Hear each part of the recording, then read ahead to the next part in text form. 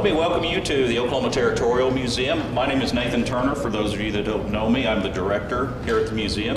We're very happy to have you for this forum. When Tracy approached me to host it, my first thought was, well, okay, we can do that. We're a community facility, and we'd love to be able to provide this space for you to learn in this arena. So without further ado, I'll turn it over to Tracy. Great, thank you. Thank you so much. I'm Tracy from the Guthrie Chamber of Commerce, and we are honored. Our legislation committee is honored to host this event. We have several events going on. We want to educate everyone on all the elections that are coming up.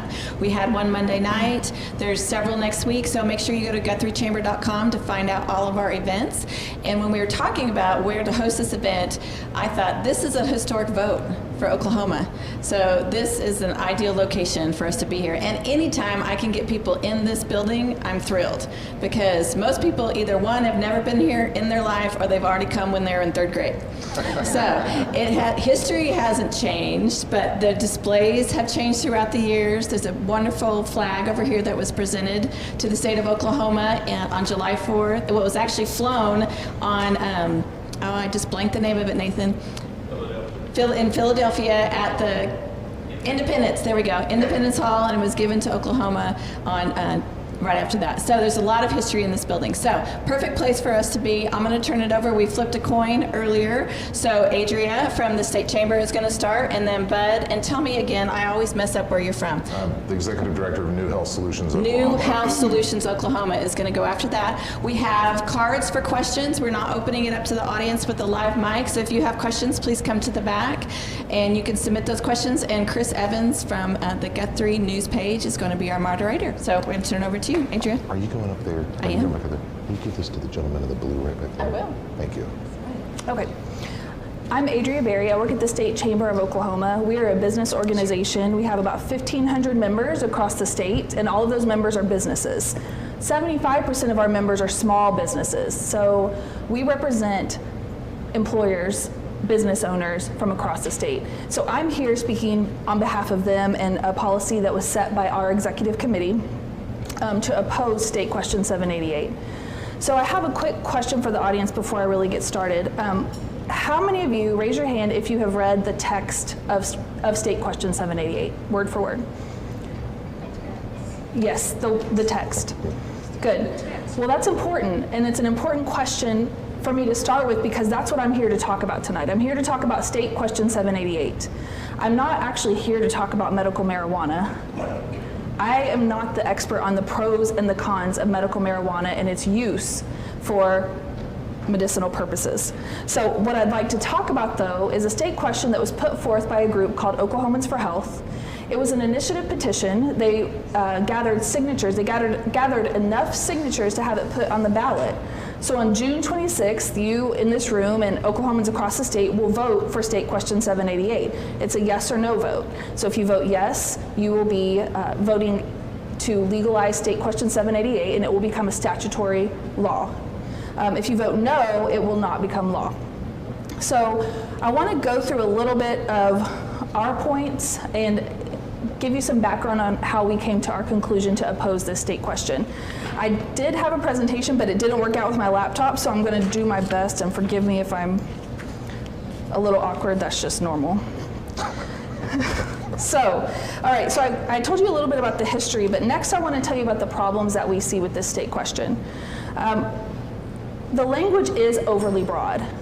The language of the state question itself is so broad that it has caused employers to be concerned for the safety of not only their businesses, but of their employees.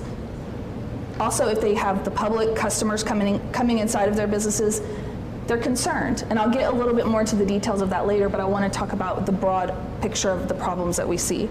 So overly broad language, safety concerns, lack of a regulatory framework, there is a lack of certainty, lack of quality control parameters, and an unrealistic timeline for implementation. And finally, there's an increased liability for businesses and likelihood of lawsuits. So first, I want to get into the problems we see with the regulatory part of this. As written, State Question 788 would put the Oklahoma State Department of Health in charge of regulating this new industry. Raise your hand if you've read any articles in the newspaper about the Oklahoma State Department of Health this year. If you have, you know what I'm referring to. They've had basically a fiscal crisis this year. They had missing money, they had to lay off numerous people, they've had changes in leadership. It's basically a state agency in peril. They're unstable, they're going through a lot of changes, and I know that when the state question was written, they didn't know that that was going to happen. So I'm not saying that they knew that, but in the current state of affairs, the way things look today, the Oklahoma State Department of Health is one of the last agencies I would put in charge of a brand new, large, budding industry. An unrealistic timeline further complicates the regulatory framework of this. The Department of Health, as I said, they are a troubled agency. They would be required to begin implementation within 30 days of passage, so 30 days after June 26th.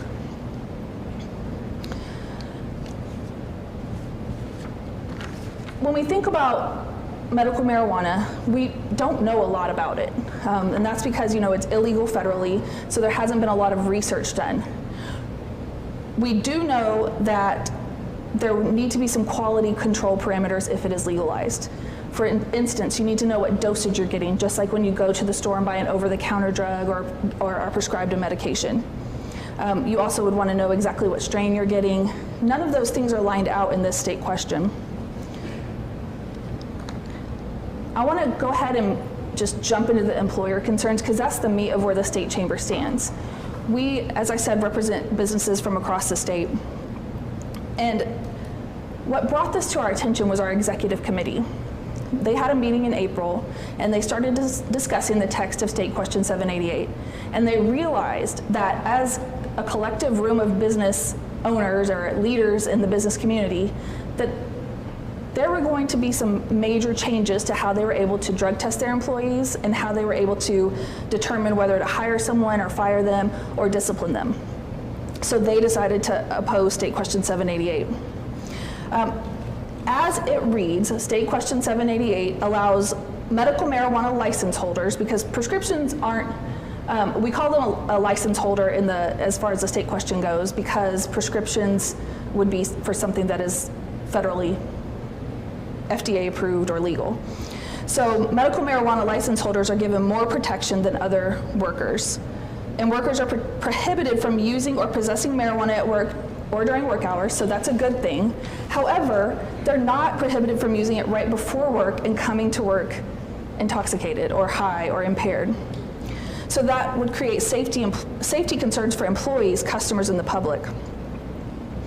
Further, whenever you get two lawyers in a room who disagree about one statute, there are sure to be lawsuits. That's just the way things work. We both can read the same language and disagree about what it means. And of course, we've heard from other lawyers from big law firms across the state, McAfee and Taft and Crow and Dunleavy, who disagree about the exact implication on employers. What is foreseeable is lawsuits. Anytime there is a lawsuit against a business, that drives up the cost of doing business in Oklahoma.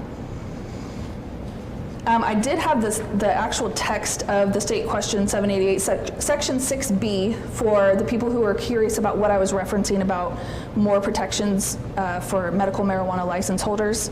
So if you're interested in looking that up, please do. And I was hoping to have it on the screen to talk to you guys about it, because I've received a lot of feedback, and I'll call it feedback, even though some of it's very creative in their wording. That is to say, I have a lot of people that don't enjoy what I'm saying, if you can guess. So Oklahoma is a right-to-work state. Absolutely, I admit it, that we are a right-to-work state. That means employers can fire someone or hire them at will, right? However, the actual text of State Question 788 provides a further protection. It's in black and white, it's in the text. So people who argue with me about that, it just comes back to, I interpret it as a further protection for medical marijuana license holders, where another lawyer might say, no, it's not that big of a deal, we'll work it out. And as I said, we have business members across the state, 75% of which are small businesses. Small businesses don't have HR departments, and they don't have big legal departments to figure out the personnel issues that are sure to ensue after State Question 788. In conclusion, I would just like to go over a few last points about this. The main point is that we need certainty and clarity if we are going to legalize marijuana for medical purposes or for recreational. State Question 788 does not provide the certainty and clarity that we need. Oklahoma workers deserve to know that they are safe. When I picture an Oklahoma worker, and who I'm talking about right now, would be a factory worker or someone who works in a big manufacturing facility. We have members like that, and I went and visited one of our big manufacturers down in Southwest Oklahoma recently, and the machinery they use is huge. It is intimidating at best. To think of someone who is using any kind of substance, not just marijuana, but opiates or alcohol, and using that equipment is scary. It should be scary to the worker standing next to the person using it, and it's scary to the employers. If it passes, we definitely have a lot of work to do to get this statute into workable form. And my question about that, because I hear a lot of that, people saying, oh, you know, it's just a state question, we can change it, it's fine, that's just how this works. My question to you is, do you truly trust the legislature that has been in 2 special sessions in the last year? We had a teacher walkout, we've had budget crises. Do you trust that legislature to fix everything that needs to be fixed with this state question? And with that, I will turn it over to my friend Bud. Thank you, Adria. First, thank you guys for coming out tonight. I know it's probably been a long day for all of you, like it has myself, and it takes some dedication to come out and learn about this really important issue. Thank you to the Guthrie Chamber for putting on this event, for inviting us. My name is Bud Scott. I'm the attorney and executive director for New Health Solutions Oklahoma, which is effectively the Chamber of Commerce for the cannabis industry in Oklahoma. I've represented cannabis clients in several states, most notably in Colorado for the last 6 years. So very experienced in working with emerging markets and working with the industry itself, the development of regulations that surround the subject, and the appropriateness of what we need to do moving forward here in Oklahoma. One of the things I want to point out that Adria, who I love and I respect, and I also agree with some of the things that she says, and understand the concerns that are expressed by some of her members. However, I think those are far outweighed by the benefits that would be provided by State Question 788. And if we don't trust our legislature to come in and fix this thing, do we think they're going to do this on their own? Do we think that the same organizations that are opposing this right now are going to come out and support another initiative that may take 4, 5 to 10 years before we address this issue and provide medical relief to the hundreds of thousands of people across Oklahoma that desperately need it? Is that what we think they're actually going to do? I have zero faith in that. We have thousands of people across the state of Oklahoma that took time and energy to collect signatures and develop this petition initiative, which I will firmly admit is not perfect. It's far from perfect. But our organization recognized that this was the best opportunity we have to develop a medical marijuana program in Oklahoma and achieve both the health benefits that are certainly certain to come from this, as well as the economic benefits. So one of the issues that I'd like to point out here, we talk about people operating heavy machinery. The University of Iowa just last week released a study funded by the National Safety Transportation Board, also funded by the National Center for Drug Abuse, which demonstrated that being under the influence of marijuana impairs you no less than driving under the legal influence of alcohol. So this mythos that somehow using marijuana makes you completely unstable and incapable of driving is not supported by the facts. It's just completely not supported by the facts.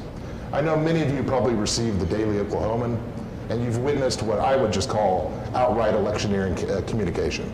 This has been a campaign run by our state's largest newspaper with no objectivity, no responsible reporting of the facts, consistent misuse of data, and it's something that needs to be called out because it's not right, especially when so much is on the line here in Oklahoma. State Question 788, like I said, it's not perfect, but it's the best step we have. It's the best opportunity we have. I can see people here in the audience that are desperate for this relief. If anyone is uncertain about the medical benefits of medical marijuana, I'll direct you to Google and do one search look up medical scientific studies that demonstrate the efficacy of medical marijuana. You will find hundreds of peer-reviewed studies that demonstrate its effectiveness in treating everything from chronic pain to cancer to epilepsy. I mean, the jury's not out on this, the jury is in. Medical marijuana is effective in treating medical conditions. There are 2 applications right now before the FDA, and the FDA is about to issue new patents and licenses specifically for CBD, one of the components of medical marijuana. Once they issue this, they've already issued patents and licenses for synthetic THC. At that point, there can be no claim that medical marijuana is a Schedule I narcotic. Because a Schedule I narcotic, all that means is that this is a product with no medical value. You've got the FDA showing that there is medical value from this plant. So those 2 things do not align, period. You also have our president, President Trump, who's recognizing that he's going to support bipartisan legislation in Congress that will make this a states' rights issue. It's called the States' Rights Act. It's being sponsored by Senator Gardner, Republican from Colorado, and the Democrat is just, I'm drawing a blank right now, I apologize. So we've got a States' Rights Act, which will effectively exempt medical marijuana from the Controlled Substances Act in states where they've legalized medical marijuana. This is a huge step. What I urge people to consider here in Oklahoma is beyond some of the concerns about employment, which are valid. They are valid. But let's think about us missing the boat once again in Oklahoma. We rank at or near the bottom in nearly every indicator, economically, health, quality of life, education. Isn't it time for us to take advantage of something and not be last to the bottom of the barrel here? That's what we're pushing for. I can show you studies that our organizations at the national level have conducted that show the marijuana industry right now is producing $70 billion a year in the American economy. Legal. That's job creation, that's investment opportunities, that does not include dollars that go to cities and that go to counties at the local level. This is a tremendous economic opportunity that we're just incredibly short-sighted to turn on based upon basically esoteric concerns and paranoia. We've recently seen commercials issued by the No campaign featuring our illustrious Senator Langford, who cites that effectively if we legalize medical marijuana, the moral fabric of our society is going to erode. There are 30 states in the District of Columbia in the United States that have legalized medical marijuana. Every single one of those states far outpaces Oklahoma in every one of those categories that I said to you.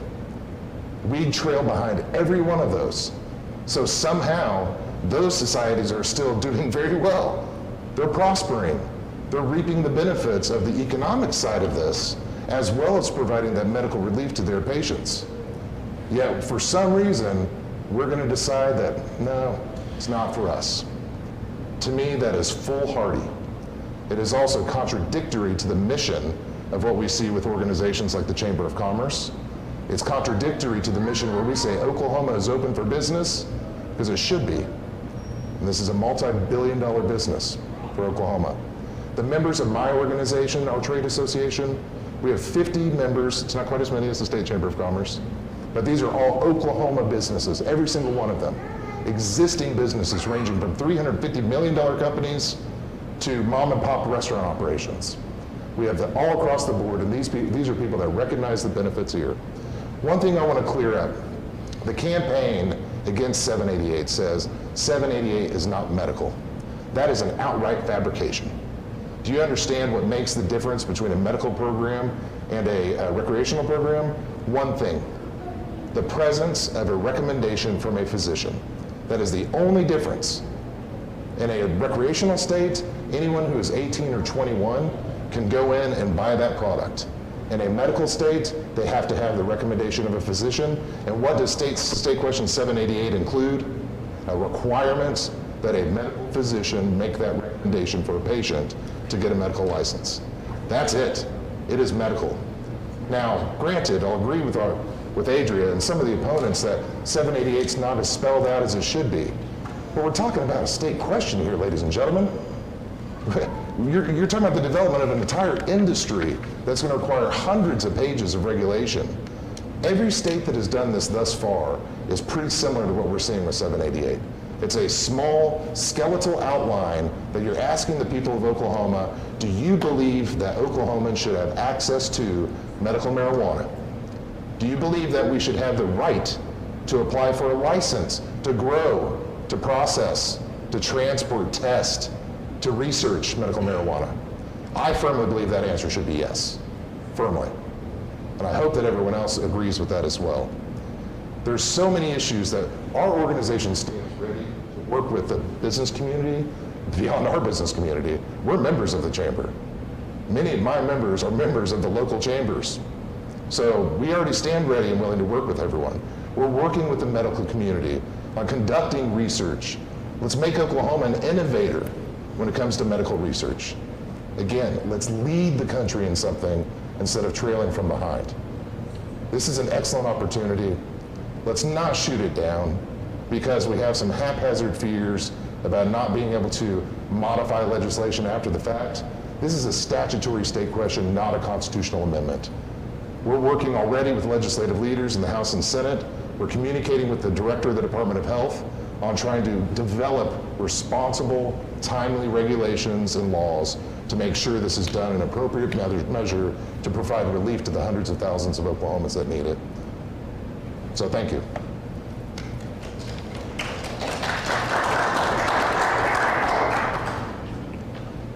Okay, again, we got index cards on the back. If anybody in the audience has a question, be sure to fill that out and we'll get it answered. Hopefully we can get to everybody here tonight.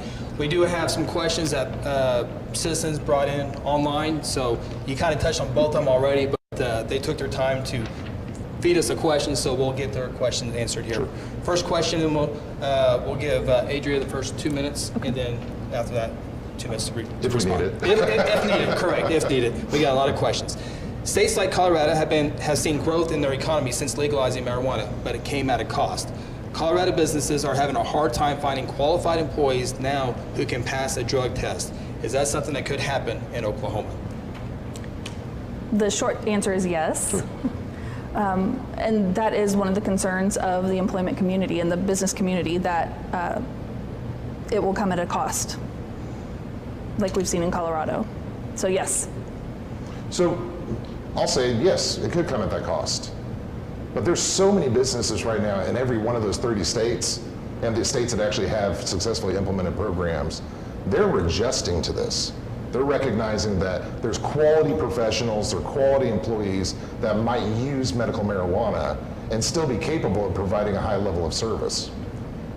I'll tell you myself, I was recruited to be in-house counsel for one of the largest extract companies in the United States out of Colorado. And the offer they gave me, cash-wise, was lower than I make here in Oklahoma. Why? Because there's so much competition for that job. There's so many people willing to do it that, hey, they don't mind. They're willing to take it. They'll pay them a lower wage because there's so much competition. And most companies are adjusting to this.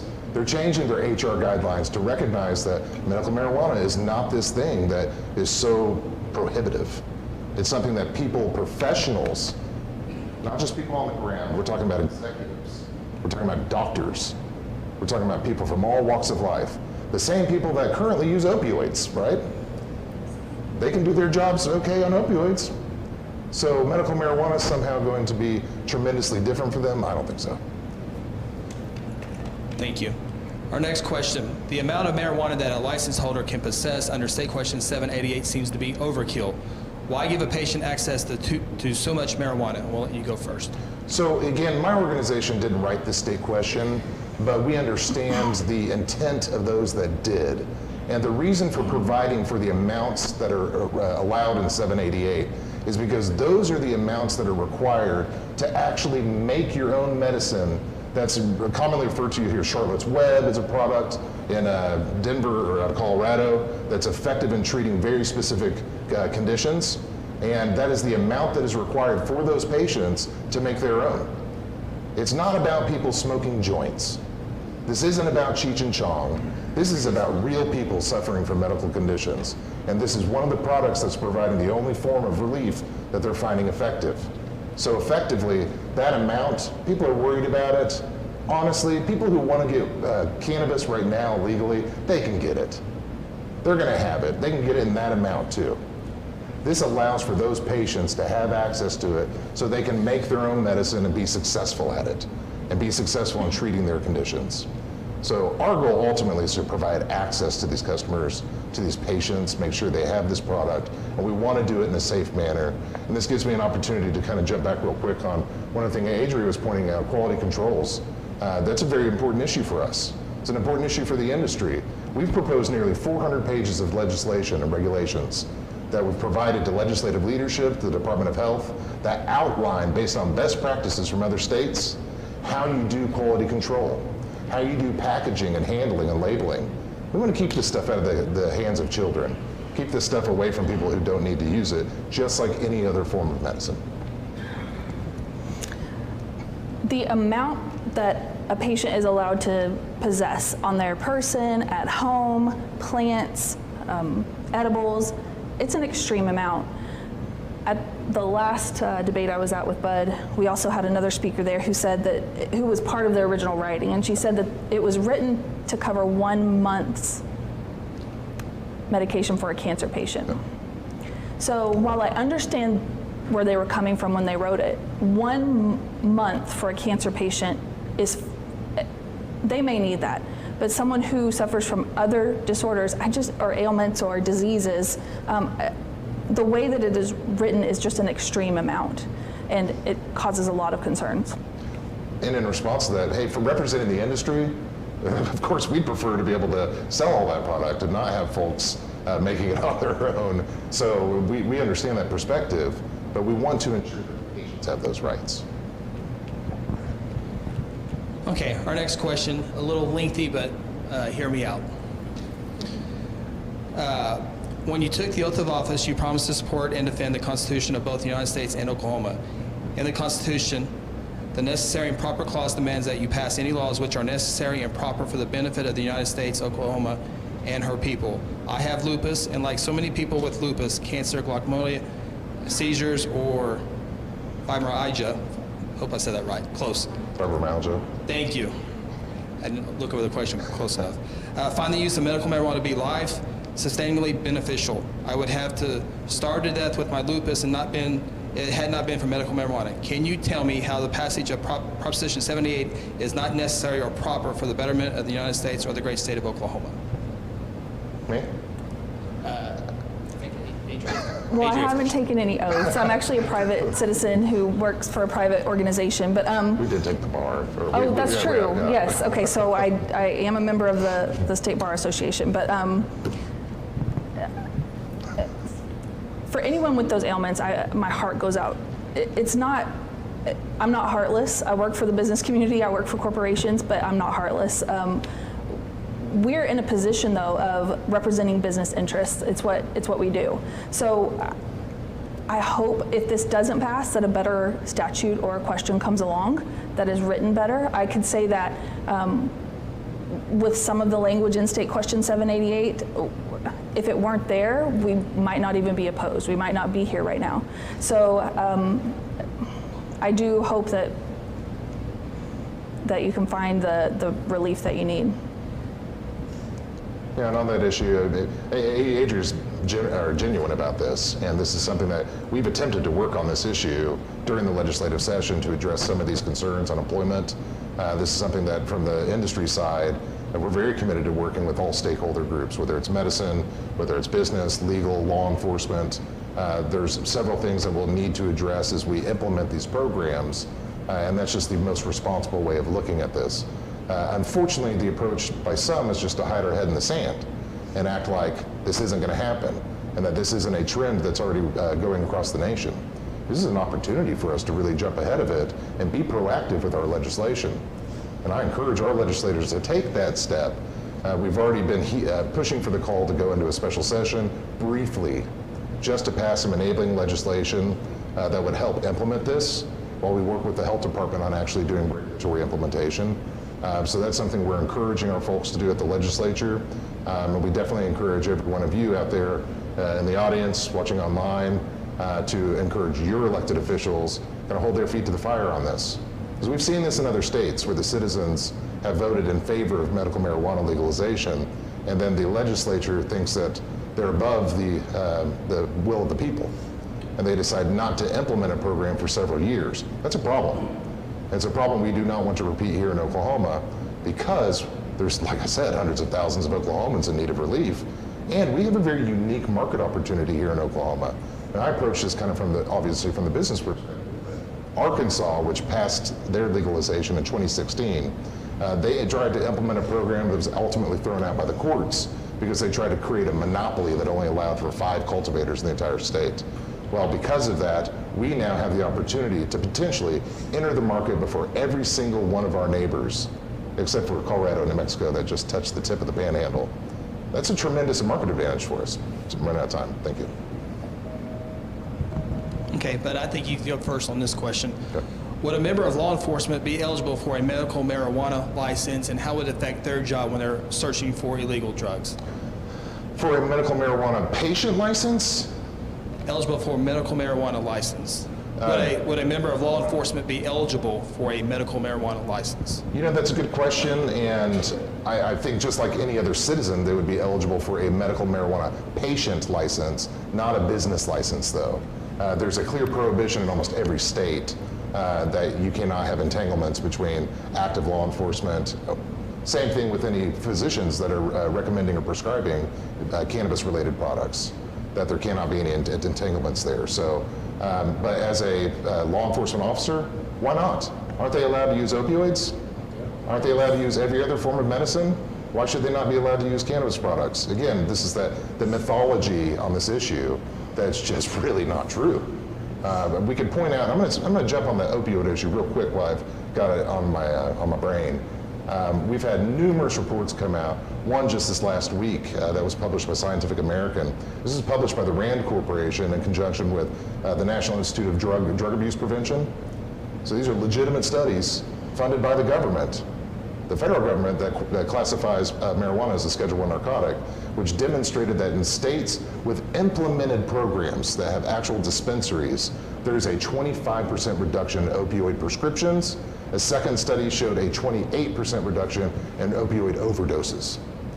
So this scourge that we're witnessing, this is just one arrow that we can pull out of our quiver to attack this issue. Why would we not utilize it? So the question was about law enforcement getting a medical marijuana license, correct? Okay. I don't know why they wouldn't be able to. I mean, there's nothing in the language of State Question 788 that would prohibit any person that is given a physician's order to they're able to get a medical marijuana license. So I'm not quite sure of what was the second part of the question? How would it affect them doing their job when they're searching for illegal narcotics in a vehicle when they make a traffic stop?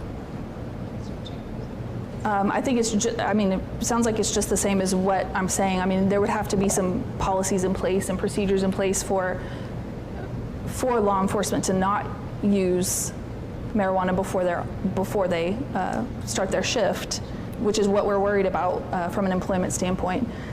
I don't know much more about it. And just in response to that, State Question 788, what it specifies is that you cannot utilize medical marijuana while on the job. Yep. So while you're on your job site, you cannot use a vape pen, you cannot smoke a product, you cannot take a pill. Now it'd be interesting to see that applied across the board because it's not currently applied. You can go into these same jobs and use any other form of medicine. So once again, it's not the same treatment. However, we want to make sure that people, obviously you don't want to be driving on anything, whether it's Percocet or whether it's Flexeril. We don't want to encourage people we don't want to encourage children to use these products. There's been a lot of scare tactics out here in the media. And again, I'm going to go off topic for just a second, but there's a group called Oklahomans Against 788.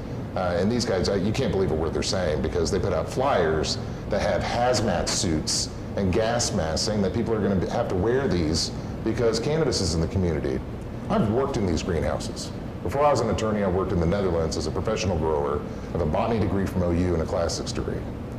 I've done this. I don't have asthma. I don't have cancer because of it. I represent clients in Colorado right now. I visit their facilities every other month to do regulatory compliance. It's such phony scare tactics. I wish we could have an honest debate about this issue, because it is a serious issue. It's not about Cheech and Chong.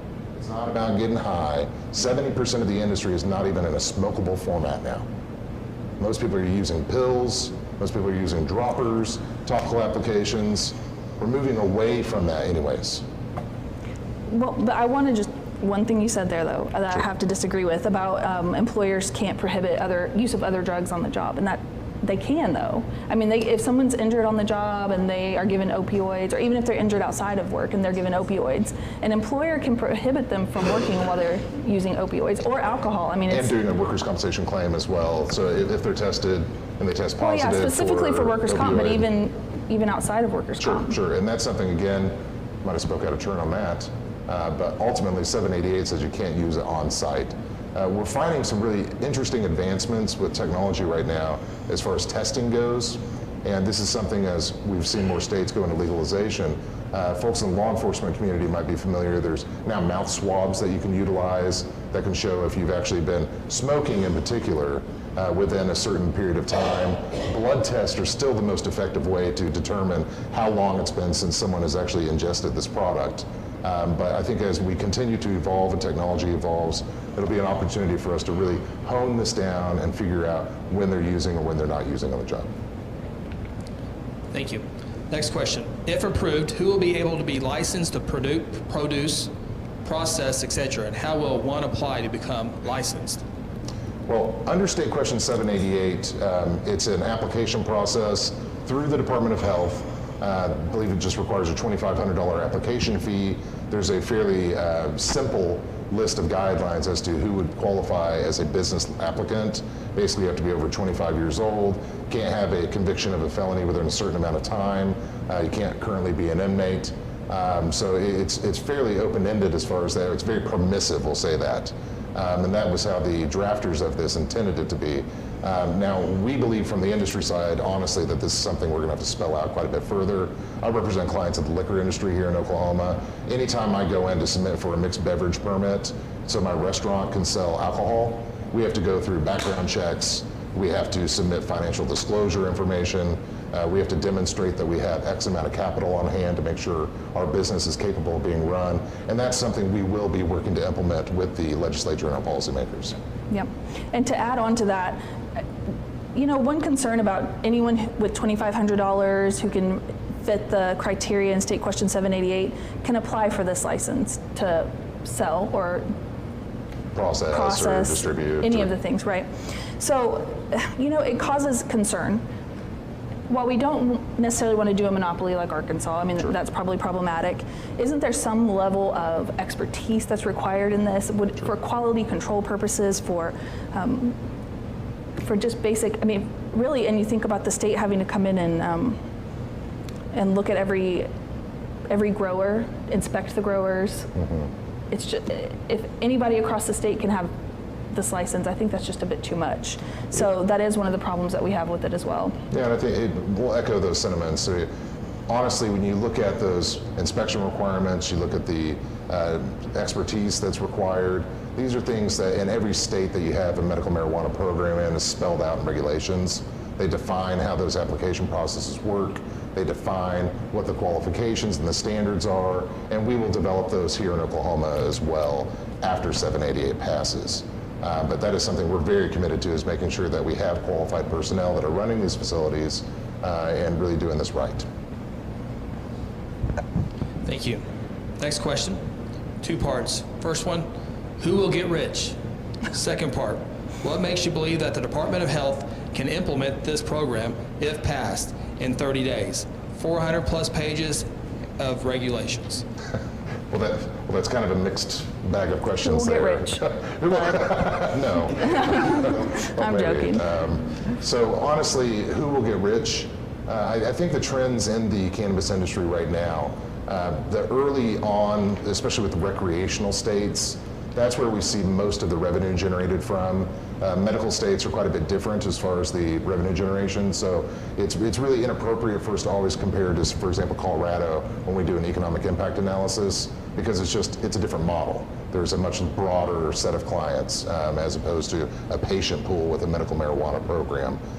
So people getting rich or not, I think there's an argument across the nation right now because we've had so much product saturation in states like Arizona, Oregon, Washington, California, and Colorado that so many people came into the market and started cultivating because there weren't restrictions on licensure and license issuance, that you had pricing drop so low that you've got people just going out of business, and now everyone's gobbling it up. Now that's how free market works, but we definitely encourage our system to be implemented in a more responsible manner that takes into considerations the ability to provide enough product for the clients or the patients here in Oklahoma, as well as ensuring that we have a stable market and return on investment. The second part of that question was like a three-part question. Oh, health department. So how will the health department do this? So what we'll tell you right now is that our industry is already proposing for additional fees on our services. That when we apply for a license under 788, it says $2,500. Every one of our proposals has had upwards of $15,000 per license application for a business, because it is our intent. We believe that we're responsible for funding the regulatory program, just like in the liquor industry. The ABLE Commission is funded almost exclusively by application fees, fines, et cetera. So we want to make sure that that's funded. There's a 7% tax that's called for in State Question 788.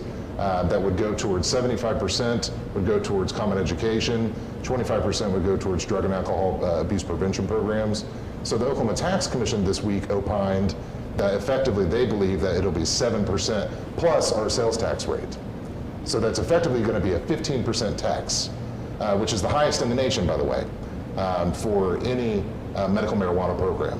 So those funds at that point, some of our internal numbers that we've run, we have a couple of economists on our team, we've run the numbers on this, and we're projecting somewhere in the range of about $30 million of revenue each year, at least year one, year two, for the Oklahoma program.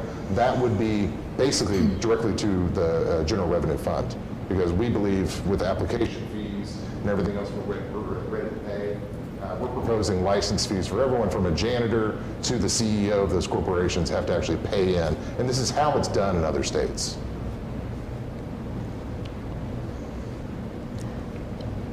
How will the Oklahoma State Department of Health implement this program, and who will get rich? So the first part, who will get rich, truly, I'm not sure the intent of that question, but it's possible that we could have a new industry if it passes. It's true. However, if it is spread across the state with people everywhere growing and selling and distributing and processing, I'm not sure that anyone will get rich. The second part about the Department of Health, I addressed that earlier.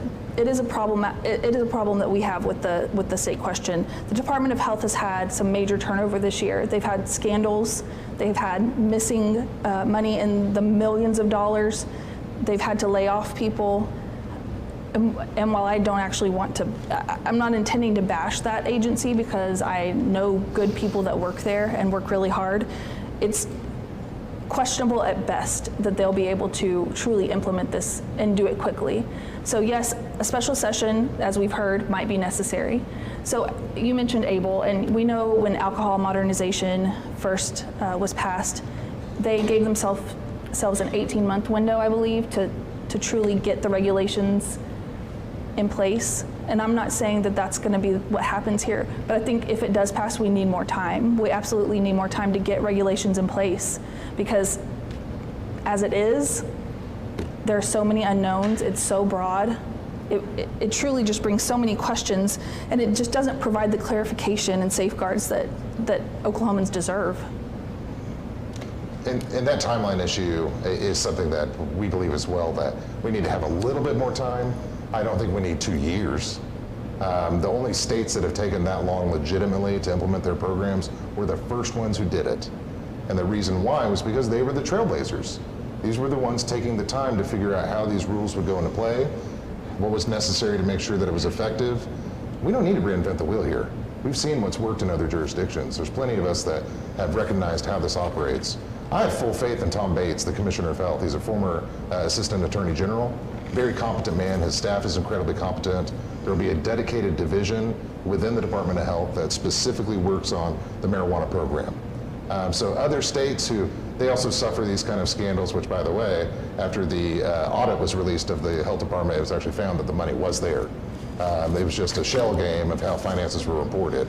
So I think it's quite a bit being overstated, the hyper-dramatization of the Department of Health. But I have full faith that we'll be able to work with these guys. Now, would it have been our choice to have gone through the Department of Health? Honestly, no. I would have preferred to have gone through the Tax Commission because they have an enforcement division, they have an adjudicatory division, a ton of staff, but that's not what we have to operate with. What we have here is 788. And again, this is a statutory program. Statutes are amended every single year. We both do this for a living. This is something we work with legislators on. This is something we will have to continue doing. So it's not a constitutional amendment. We're going to have to take a supermajority or another vote of the people to modify this. So let's be honest about this. Being honest, but our legislature, come on. Right, it is Oklahoma. So right. while we do work with them every day, that both of us do, you never know what they're going to do. You just never know. You can hope for the best, and at the very end, things sour. That's true. So the unknowns there are a little bit, well, they are scary. It's scary to say, it's okay, just pass it, we'll fix it. We deserve better. I mean, we could do better.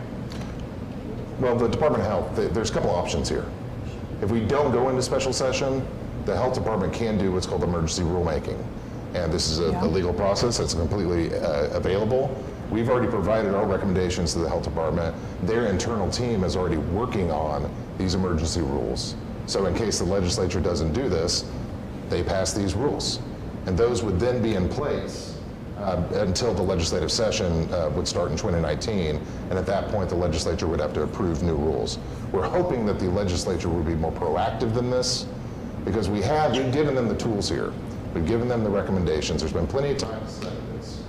We've spent all year working on this issue. So they should be prepared to go in and address these concerns and these program guidelines. But will they?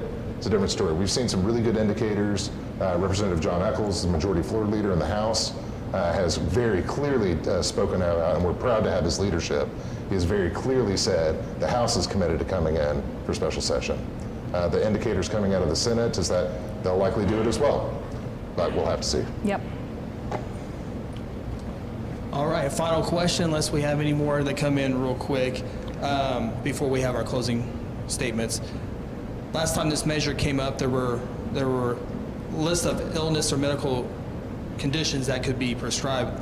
This one does not have any illnesses or medical conditions that can be described. I guess it would be up to the physician. Why is there no specific illnesses on this measure? Well, first, this hasn't come up in Oklahoma. This will be the first time we voted on this as a state question, so that we'll just clear that up. The qualifying conditions issue, this is really important. And what we saw, again, I'll kind of harken back to the states that took several years to develop their regulations because they were the trailblazers. The initial states that adopted these programs, they had a limited list of qualifying conditions. And then over time, they started to see, oh, there's a bunch of research that's demonstrating this is effective in treating this. And they'd have to go back through the legislative process and amend it and add that condition to the list. That is incredibly cumbersome. So what we were just talking about, do we have the faith in the legislature to do that every single year when we find out that this is an issue that is really left in the best hands of the physician and their patients? That we're going to have to go back through the legislature and change this, keep adding these conditions to the list. It's incredibly cumbersome, and it's really pretty outdated. Ultimately, we believe that physicians are in the best position to make that determination with their individual patient on a case-by-case basis. You trust them, I trust them. When I go in and see my physician, I don't ask a legislator, I don't ask a politician, I don't ask a lawyer if I should be treated for something, what I should do about my bad back, what I should do about my heart condition. I ask my doctor, and I trust my doctor. And we ask that people give a little bit of credit to our medical community. Everyone out here saying that this is just going to be abused and we're going to turn into a pill mill situation. Well, first of all, where were all these people the last 15 to 20 years? Seriously, where were all these people? Where was all the outrage? Because we've had those pill mills. But that's a very small percentile of the physicians that are out there. There are very few bad actors. The rest of them are actually doing their job and doing it appropriately. 788 requires that those physicians make their recommendations in accordance with best practices and acceptable standards within the medical community. That's pretty straightforward. And I think the person asking the question was probably thinking about Senator Yin's bill. He had a bill that went through the legislative session this last session that outlined some qualifying conditions. He is a doctor. Being a doctor, a lot of people felt comfortable with that. They would have probably felt a little more comfortable voting for 788 if his bill had passed, because it would have given some parameters and some guidelines to doctors. While I understand where Bud's coming from, and I do get what he's saying, giving some type of broad overview at least, I think would provide comfort to citizens who have seen the pill mills and have been outraged by the pill mills and don't want to see that happen in this industry. Well, what do we require from pill mills? Do we require legislation that someone can only prescribe a piece of an opioid for a specific condition? No, that's not how the medical industry works. Most forms of pharmaceuticals, they're originally developed to treat kidney infections, and they find out that it's effective in treating hair growth. That's how these things enter the market. They find out they have a lot of different uses and applications, and we don't want to restrict this the same way or unnecessarily, so in the form of medical marijuana, than we would any other form of medicine. Now, Senator Yin, as you referred to, he's an anesthesiologist. He prescribes medicine, opioids that actually knock you out while you're getting surgery. I mean, I'll go out there and say I think he stands to lose some money if this bill passes. I have no problem saying that. This is a man who a couple of days ago said he actually does not support medical marijuana after saying for the last year that he's a big supporter of it. So I'm not sure how much we can trust his opinion on this issue. We're very concerned about the approach that he was trying to implement through Senate Bill 1120, because it was based on the New York model, which was so restrictive they don't have a program. It would have required a pharmacist to have owned one of these dispensaries, which they can't, by the way. It's a violation of their federal license to actually distribute pharmaceuticals, because it's Schedule I narcotic. So their program just does not exist. And Senate Bill 1120 was designed with those purposes in mind. It also included pricing controls. His proposal would have had the government setting prices for cannabis. That's pretty un-American to me. But what would be the problem with some broad overview, regulations to say it can be prescribed for these certain type of illnesses, but make it broad, not as specific as Senator Yin's, but what would be the problem with that? I think generally that's done, the FDA process with most pharmaceuticals is that you have a slip that goes in with that pill, or with that form of medicine. And what it says what it's supposed to be recommended for or can be recommended for. But it does not restrict how that physician can recommend or prescribe it. So we do believe that there should be regulations in place that provide some form of follow-up. We're proposing that, first of all, 788 has a 2-year license requirement, so you go in and actually apply for your medical marijuana license as an individual, and you have it for 2 years. In the medical industry, generally, and I think most of you all know, if you get a script, it's sometimes good for 1 year, right? So we're more in line that this should be something that's more 1 year that you have that license, and we're encouraging that you be required to go back and have a 6 months checkup with that physician who was recommending that product. So there's some form of they have to look over what's going on, the efficacy of the product. And we were already working with 28 physicians in Oklahoma to do a voluntary data submission program, where these physicians that would be recommending cannabis to their clients or their patients, that after so much time, they'd have them come back in with a checkup. So if I go in, I see my physician, I'm going in there because I have Crohn's disease, and I come back 6 months later and I say, you know what, I was using this sativa product, and I was using it in a vape format. It wasn't really working for me. So that physician can take notes on that, submit it blindly so you protect that patient's data, and have it publicly available so we demonstrate the efficacy or the inefficiency of that product, and then allows us as an industry to start to take notes on that and say, okay, we can hone our products in a little bit more to treat very specific conditions. This is how the medical industry works. Now, it is something that we would go through both a voluntary process and also through a regulated process. All right, that concludes our question portion of the evening. We're going to give you a chance to give your closing thoughts. And again, we appreciate you guys coming to Guthrie. I know you guys been to a lot of these around the state. I'm not sure you had quite of a cool background like we have here in Guthrie or not. It's just That's awesome. pretty I'm gonna cool jump with the the wagon. wagon. Yeah, pretty cool. But we'll at this time give you your final thoughts here as we conclude the night. Thank you. Well, I'm going to go first because you've taken my turn a couple of times. Sorry about that. Wasn't intentional. So the State Chamber, I'm here on behalf of the business community. We are not cold-hearted. We are not ignoring the emotional or the medicinal arguments for medical marijuana. As a matter of fact, those are not the lane that we're in at all. There are so many problems with State Question 788. We believe that Oklahoma deserves better. We believe that if this is going to be a reality in Oklahoma, we need a better state question that provides protection for both businesses and employees. So thank you for having me. I've really appreciated being able to answer some of the questions on behalf of the business community. I appreciate being up here with Bud, so thank you.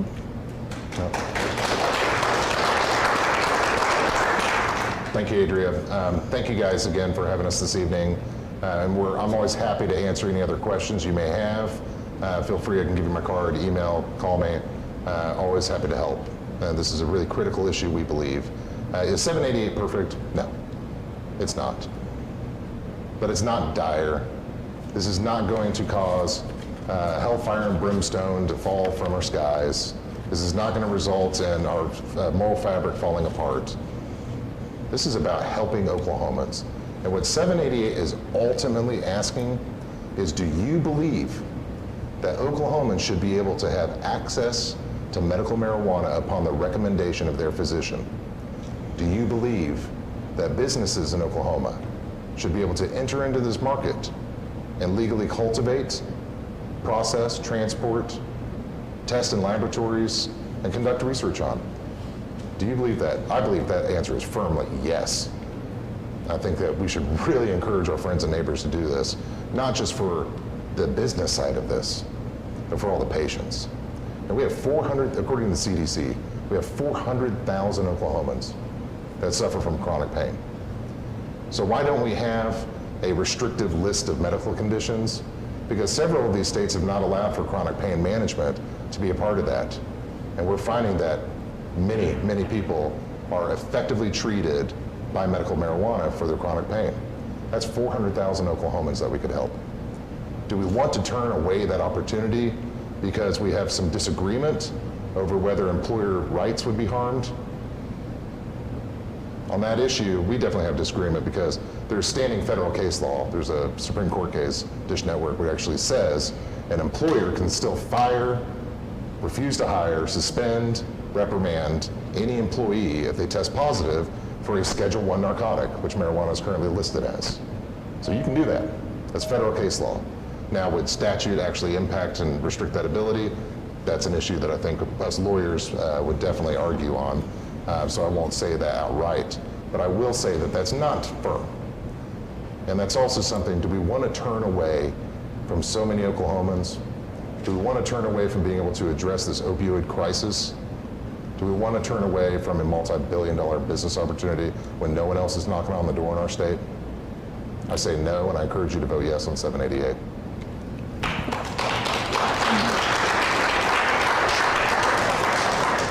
Thank you again to Adrian and Bud for coming. Thank you all. Y'all should be commended for being here, for being informed. As my good friend Jim Smith says, a good citizen is an informed citizen. So please go to GuthrieChamber.com to find out more of our open forums that are coming up next week. And we brought some of our magazines that talk about what's going on in Guthrie, so you can grab one on the way out. And have a great evening. Thank you. Thank you. Thank you, Bud.